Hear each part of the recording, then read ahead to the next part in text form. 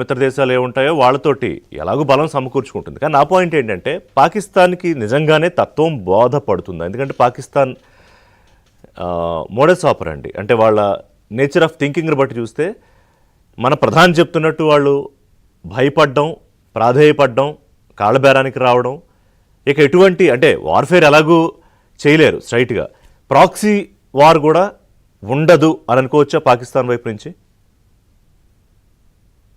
అంటే డైరెక్ట్ గా క్వశ్చన్స్ అని కాకుండా దానికి అన్ని జవాబులు వచ్చే విధంగా చెప్పుకుంటా పోతే, చెప్పండి. మొదట ఇందాక పుల్లారావు గారు ప్రస్తావించిన మళ్ళీ దాడి జరిగితే సింధూర్ కొనసాగుతుంది, అంతే కదా. సింధూర్ కొనసాగుతుందంటే మళ్ళీ దాడి జరిగినప్పుడు సింధూర్ రూపంలో మళ్ళీ దాడులు, ఎదురు దాడులు మొదలు పెడతామని. అయితే దీనిలో జరిగిన దాడి గురించిన కంక్లూజన్ ఏదనే ప్రశ్న ఉంది. ఆల్రెడీ ఒక దాడి జరిగింది పహల్గాంలో. ఆ దాడికి సంబంధించి దేశం మొత్తం ఒకటి కోరుకుంది, ఏది పరిష్కారం కావాలి, పాక్ ఆక్రమిత కాశ్మీర్ సమస్య కానీ ఉగ్రవాద సమస్య కానీ పరిష్కారం కావాలని దేశం కోరుకుంది. ఆ పరిష్కారం ఈ యుద్ధం అనండి లేకపోతే ఈ ఘటనలో మనకి దొరికిందా? దొరకనప్పుడు అదే కాదు, పహల్గావ్ దాడి చేసిన వాళ్ళు కూడా ఇంతవరకు దొరకలా మనకి. కాబట్టి it is N inconclusive thing. గతంలో జరిగింది, మళ్ళీ జరిగితే దాని గురించిన ప్రస్తావన అనేది జస్ట్ కొంచెం ఫేస్ సేవింగ్ గా ఉంటుంది తప్పితే వాస్తవానికి దానిలో పస లేదు. జరిగిన దాని గురించి మనం కంక్లూజన్ ఇవ్వలేనప్పుడు జరగబోయే దాని గురించి మాట్లాడటం పసలేని వ్యవహారం. రెండోది కంక్లూజన్ అంటే ఇప్పుడు పాక్ ఆక్రమిత కాశ్మీర్, ఇప్పుడు జనరల్ గా నేను దీనికి ముందు ఒక మాట చెబుతాను, ఈ ప్రశ్నకి జవాబు వచ్చే దానికి. మోడీ గారు గతంలో పుటిన్కి ఏం చెప్పారు? యుద్ధాల కాలం కాదు ఇదని చెప్పారు. కానీ మనమే యుద్ధంలోకి వెళ్లాల్సిన పరిస్థితి వచ్చింది. అదే సమయంలో మోడీ గారి మధ్యకాలంలో నా ఒంట్లో ఉన్నది రక్తం కాదు, ఇది మరుగుతున్న సింధూరం అన్నారు. అది కూడా యుద్ధ నినాదం లాంటిది. కాబట్టి అంటే మనం చెప్పిన దానికి యుద్ధాల కాలం కాదు అన్నది మోడీ చెప్పినప్పుడు అందరం అప్రిషియేట్ చేసాం. ఇది నిజం, యుద్ధాల కాలం కాదు, పుటిన్కే కాదు, మనకు కూడా కాదు. సరే, అది అయింది.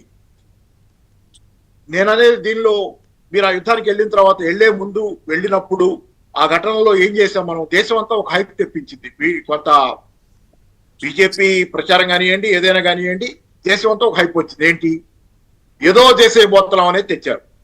నేను మొదటి నుంచి నా వాదన ఒకటి, ఏదో చేసేయబోతున్నాం అనేది తేవటమే తప్పు. యుద్ధం గురించినటువంటి పరిమిత లక్ష్యాలు, ఆకాంక్షలు మాత్రమే ప్రజల్లో మనం రేకెత్తించి ఉండాల్సింది. మనం ఒక పాఠం చెప్పబోతున్నాం అనేది చెప్పుండాల్సింది కానీ అంతు చూడబోతున్నాం అనేది చెప్పుండాల్సింది కాదు. ఆ విధంగా ప్రజల్ని మన స్థితిని తయారు చేసి ఉండాల్సింది కాదు. మనం ఒక పాఠం చెప్తాము అనేదాన్ని ప్రజల్లోకి మనం ఎక్కిస్తే గనక పరిమితమైన లక్ష్యాల సాధన అనేది ఈజీగా ఉండేది. ఇప్పుడు ఏమైంది? పాఠం చెప్పడం అనేది చేసాం చాలా వరకు. అది బ్రహ్మోక్ష క్షిపణులు ముందుగానే మా మీద వచ్చి పడ్డాయి, మేము దెబ్బతిన్నాం, దానిలో మా విమానాశ్రయాలు పోయినాయి చెప్పుకోవడంలోనే కనపడుతుంది. పాఠం చెప్పాం కానీ అంతు చూడలా. ఎందుకంటే పిఓక సమస్య అలాగే ఉంది, ఉగ్రవాద సమస్య పరిష్కారం కాల, పహల్గాం దాడి చేసిన వాళ్ళు దొరకల. మరి మనం ఆకాంక్షలు మాత్రం ప్రజల్లో ఆ స్థాయిలో రేకెత్తించాం. అందుకే ఇన్నాళ్ల తర్వాత కూడా టీవీ ఛానళ్లలో ఇది మేజర్ అంశంగా చర్చ ఎందుకు జరుగుతుందంటే, ప్రజల్లోని ఆకాంక్షలు అలాగే మిగిలి రెచ్చగొట్టబడ్డ ఆకాంక్షలు, వాస్తవాలకి భిన్నంగా ప్రజల్లో మనం రేకెత్తించిన ఆకాంక్షలు, వాస్తవాల ప్రకారం ప్రజల నుంచి ఉండాల్సింది, వాస్తవాలు ప్రజలకు చెప్పు ఉండాల్సింది. కానీ రాజకీయ ప్రయోజనాల కోసం అటు కాంగ్రెస్ ఇటు బీజేపీ, మీరు అన్నమాట నాకు నచ్చింది ఇందాక, మీరు నచ్చట్లేదు నాకు ఈ రెండు అన్నారు, నాకు కూడా నచ్చట్ల. అటు కాంగ్రెస్ ఇటు బీజేపీ రెండు ప్రజల్ని రెచ్చగొట్టే కార్యక్రమం పెట్టుకొని దాని ద్వారా మళ్ళీ అదేమో పరిష్కారం చేయలేని పరిష్కారం. మరి చూడండి, ఉదాహరణ నిన్న రాజ్నాథ్ సింగ్ గారు ఏమంటారు? పిఓకే గురించి మాట్లాడుతూ ఆయన మాట్లాడిన మాటలు, పిఓకే తిరిగి వస్తుంది, ఎలా వస్తుంది? దాంతో పాటు ఆయన ఏమంటారు? ఏదో ఒక రోజు పిఓకే నేను భారత్ తిరిగి వచ్చేసా అంటదట. ఎలా అంటది? అంటదా?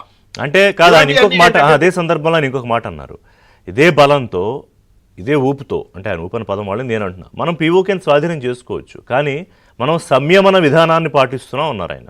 ఎస్, బాగుంది, నేనేం కాదంటున్నా, నాకు కూడా నచ్చింది.